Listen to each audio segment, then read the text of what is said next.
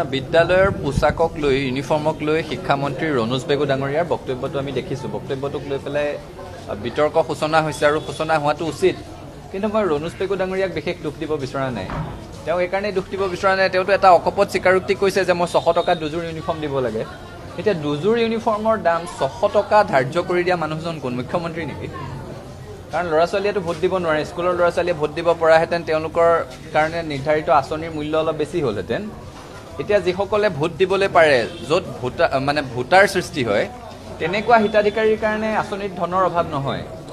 মোৰতো সন্দেহ হয় কেতিয়াবা 600 টকা কিয় দি আছে তাৰো আকৌ 200 মান টকা বেলেগ কোনোবা হিতাধিকাৰী আঁচনিত দি 400 টকাতে দুযোৰ ইউনিফৰ্ম দিয়াৰ ব্যৱস্থা কৰে নেকি মোৰ সন্দেহ হয় এতিয়াতো পলিষ্টাৰ দি আছে তেতিয়া বস্তা কাপোৰৰ পিন্ধাব লাগিব গতিকে মূল কথাটো হৈছে যে 600 টকাত দুযোৰ ইউনিফৰ্মৰ ধাৰণা কৰাটোৱেই দুৰ্ভাগ্যজনক আৰু ৰাজ্যখন ইমান অচলাৱস্থাত আছে বুলি ইমান দুখীয়া ইমান পয়ালগা অৰ্থনীতিত আছে বুলি আমি অনুভৱ কৰা নাছিলোঁ যেতিয়ালৈকে এই কথাটোৰ ৰাজহুৱা হোৱা নাছিল যে বিদ্যালয়ৰ শিক্ষাৰ্থীৰ ইউনিফৰ্মৰ মূল্য নিৰ্ধাৰণ কৰাৰ ক্ষেত্ৰত চৰকাৰখনৰ পুঁজিৰ অভাৱ হৈছে এতিয়া তেওঁলোকৰ অধিৱেশন আহি আছে গতিকে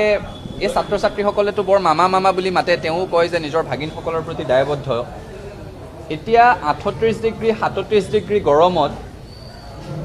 70% পলিষ্টাৰ মিহলি কাপোৰ নিজৰ ভাগিনসকলক পিন্ধাবনে নিপিন্ধাই সেই কথাটো সহৃদয়তাৰে উপলব্ধি কৰিবৰ কাৰণে মুখ্যমন্ত্ৰীগৰাকীক আহ্বান জনাইছোঁ পইচা পাতিৰ যদি ইমান অভাৱ হৈছে ৰাইজে বুজি ল'ব আৰু যে চৰকাৰখন দেউলীয়া হৈছে দিবলৈ একো নাই কিন্তু যদি দেউলীয়া হোৱা নাই যদি ভিক্ষাৰ জুলুঙালৈ ঘূৰিবলগীয়া এটা অৱস্থাৰ সৃষ্টি হোৱা নাই তেতিয়াহ'লে এই ইউনিফৰ্মৰ কাৰণে অলপ বেছি পইচা ধাৰ্য কৰি অলপ ভাল কোৱালিটিৰ কাপোৰ ছাত্ৰ ছাত্ৰীসকলক পিন্ধাবৰ কাৰণে চৰকাৰক দাবী জনাইছোঁ